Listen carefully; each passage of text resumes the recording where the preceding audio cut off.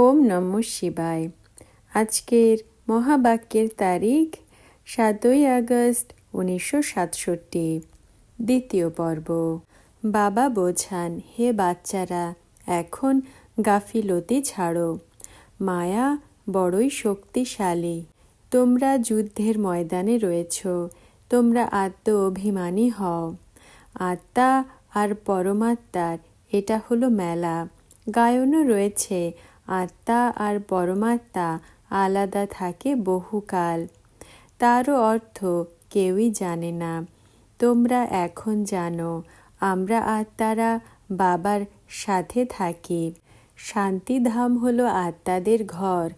বাবাও সেখানে থাকেন। তাঁর নাম হলো শিব। শিব জয়ন্তীও গায়ন করা হয়। দ্বিতীয় কোনো নাম দেওয়াই উচিত নয়। বাবা বলেন, আমার আসল নাম হলো কল্যাণকারী শিব। কল্যাণকারী রুদ্র বলা হবে না। কাশীতেও শিবের মন্দির রয়েছে না, সেখানে সাধুরা মন্ত্র জপ করে। শিব, কাশী, বিশ্বনাথ, গঙ্গা। এখন বাবা বোঝান, শিব যে কাশীর মন্দিরে বসানো রয়েছে তাকে বলে বিশ্বনাথ। এখন আমি তো বিশ্বনাথ নই। বিশ্বের নাথ তোমরা হও, আমি হই না। ভক্তিমার্গে প্রত্যেক অক্ষরে মিথ্যা রয়েছে। বিশ্বের নাথও তোমরা হও, আর ব্রহ্মতত্ত্বের নাথও তোমরা হও। তোমাদের ওটা হলো ঘর, আর সেটা হলো রাজধানী। আমার ঘর তো একই, ব্রহ্মতত্ত্ব। আমি স্বর্গে আসি না, না আমি নাথ হই। আমাকে বলা হয় শিব বাবা। আমার পাঠ পতিতকে পাবন বানানো। বাবা সব থেকে বেশি সার্ভিস করেন। মুত পলিতিদের পাবন বানান। শিখরা বলে মুত পলিতি কাপড় ধোয়ে, কিন্তু অর্থ বোঝে না। মহিমাও গায় তাঁরই। ওমকার অজনী মানে জন্ম মরণ রহিত। মনুষ্য তো 84 জন্ম নেয়। বাবা বলেন, আমি জন্ম নেই না, আমি এর মধ্যে প্রবেশ করি। এর আত্মা জানে যে বাবা আমার সাথে একসাথে বসে রয়েছে, তাও প্রতি মুহূর্তে স্মরণ ভুলে যায়। এই দাদার আত্মা বলে, আমাকে প্রচুর পরিশ্রম করতে হয়। এমন নয় যে আমার মধ্যে বসে রয়েছে তো স্মরণ ভালো আসে না। যদিও একদম একসাথে রয়েছে, আমি জানি আমার কাছে রয়েছে। এই শরীরের সে যেন মালিক, তবুও ভুলে যায়। বাবাকে এই ঘর দিয়েছি থাকার জন্য। বাকি এক কোণে আমি বসে থাকি। অনেক বড় মানুষ, তাই না? বিচার করি যে পাশেই মালিক বসে রয়েছে, তাও স্মরণ করতে পারি না। মায়া বড়ই শক্তিশালী। কত চেষ্টা করি, ভোজনে বসি, বুঝতে পারি যে এই রথ হলো তাঁর। তিনি রথকে সামলান। আমাকে শিব বাবা খাওয়ানো, আমি তার হলাম রথ। কিছু তো খাতির যত্ন করবেন। এই খুশিতে খাই। 2-4 মিনিট স্মরণ আবার ভুলে যায়। তখন বুঝতে পারি যে বাচ্চাদের কত পরিশ্রম করতে হয়। এই জন্য বাবা বোঝাতে থাকেন, যতটা সম্ভব বাবাকে স্মরণ করো। অনেক অনেক লাভ রয়েছে। এখানে তো একটু কিছুতেই বিরক্ত হয়ে পড়াশুনো ছেড়ে দেয়। বাবা বাবা বলে আবার বাবাকে ছেড়ে দেয়। বাবাকে নিজের বানায়, জ্ঞান শোনায়, পড়াশুনো করে, দিব্য দৃষ্টি দিয়ে স্বর্গ দেখতে পায়, হ্রাসও করে। ওহ মায়া, আমাকে আবার ছেড়ে চলে যায়। যে বিশ্বের মালিক বানায় তাকেই ছেড়ে দেয়। বিদেশে অনেক তালাক দেয়, সেখানে তো অনেক নোংরা রয়েছে।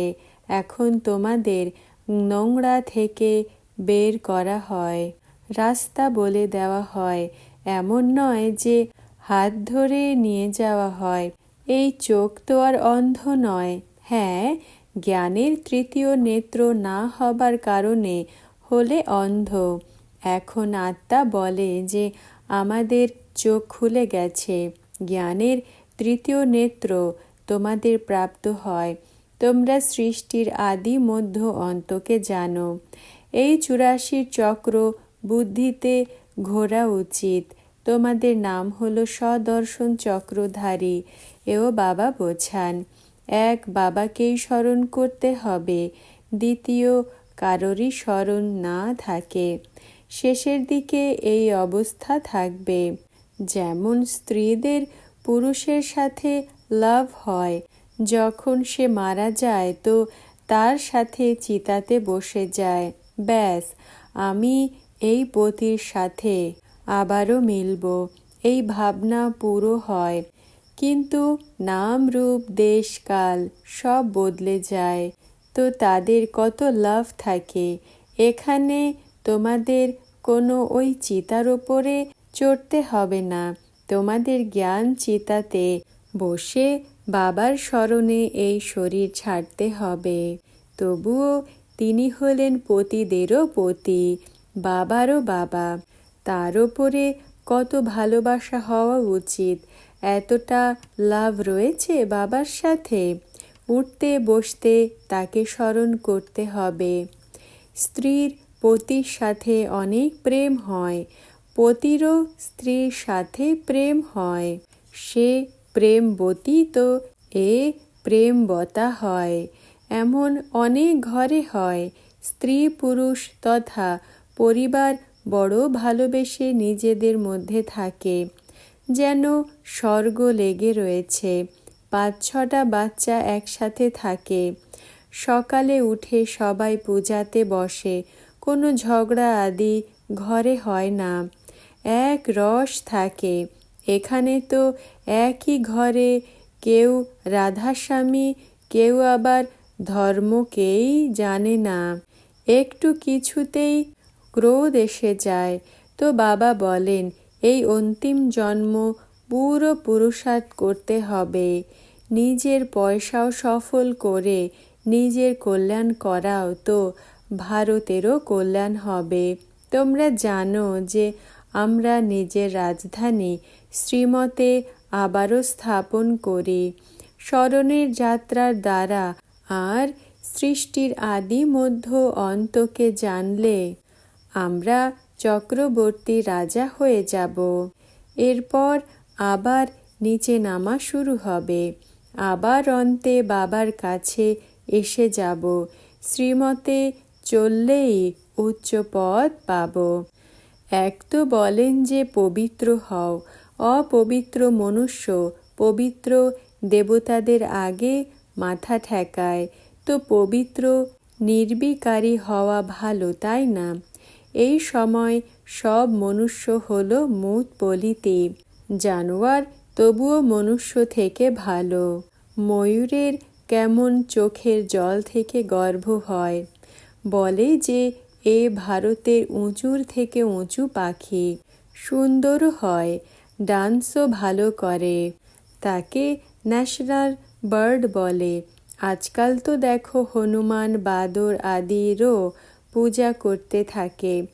জানোয়ারের পূজা করলে তো সব থেকে ভালো হলো ময়ূর, তাদের পূজা করা উচিত। কিন্তু বুদ্ধি নেই। এখন তোমাদের পারস বুদ্ধি হয়, এখানে হয় পাথর বুদ্ধি, কারণ পতিত।